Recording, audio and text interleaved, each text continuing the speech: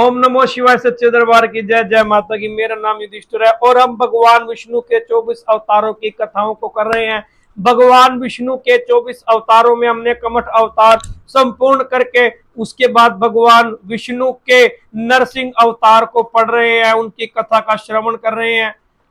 हिरण्यकश्यप ने भगवान से वर लेकर पूरी पृथ्वी पर उत्पात मचा रखा था। देवता विष्णु जी को कहते हैं कि अब तो अति हो गया प्रभु, कोई ना कोई उपाय ढूंढो। और भगवान विष्णु उन्हें उपाय जो है वो भगवान विष्णु उन्हें कहते हैं कि तुम चिंता ना करो, अब वो समय आ गया जब हिरण्यकश्यप का अंत होना है।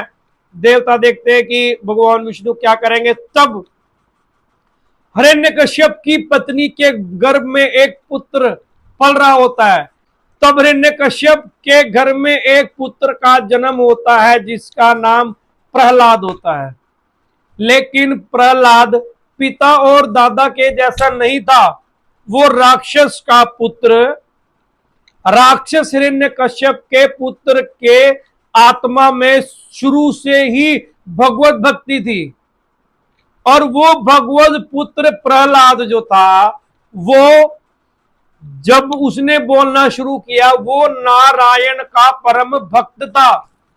शुरू में तो हिरण्यकश्यप को लगा कि नहीं कोई बात नहीं, बच्चा बड़ा होगा सीख जाएगा। जब उसने बच्चे ने नहीं सीखा, हिरण्यकश्यप ने उसे अपने जो उनके फेवरेट गुरुजी थे, जो हिरण्यकश्यप के ही यानी कि उनके कहे अनुसार ही गुरुकुल चलाते थे, उनके पास भेज दिया। और सबसे बड़े गुरुकुल के अंदर उन्होंने सबसे बड़े आचार्य को ये बोला कि सबसे पहले तो नारायण नारायण ये उसके मुंह से खत्म कराना है। तब गुरुजी क्या देखते हैं कि यानी कि सारी पढ़ाई खत्म करने के बाद वो भगवत भक्ति का जो है वो प्रचार कर रहे हैं। भक्त प्रहलाद जो राक्षसों के पुत्रों को भी ये समझा रहे हैं कि तेरे पिताजी कुछ नहीं है, मेरे पिताजी कुछ नहीं है, सब जो है भगवान विष्णु के चले और अंत में इन्हें भगवान विष्णु की शरण में ही जाना है। प्रहलाद के ऐसे प्रवचन सुन के, उनके ज्ञान की बातों को सुन के राक्षसों के जो पुत्र थे उनके अंदर भी दैविक भाव निर्माण होता है और उनके अंदर से राक्षसी भाव धीरे धीरे समाप्त होने लगता है।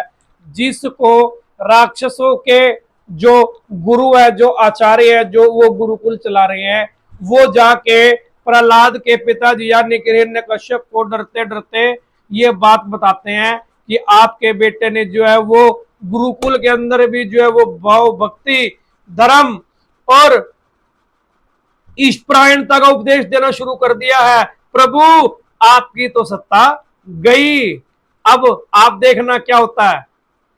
नहीं तो इस प्रहलाद को आप शांत कराओ, हम नहीं करा सकते। करते कराते 5 वर्ष की आयु जो है वो बालक प्राप्त कर लेता है और उस 5 वर्ष की आयु के बालक को हिरण्यकश्यप अपने मन के अंदर ये भाव निर्माण करता है कि ये मेरा पुत्र मेरा सबसे बड़ा दुश्मन है।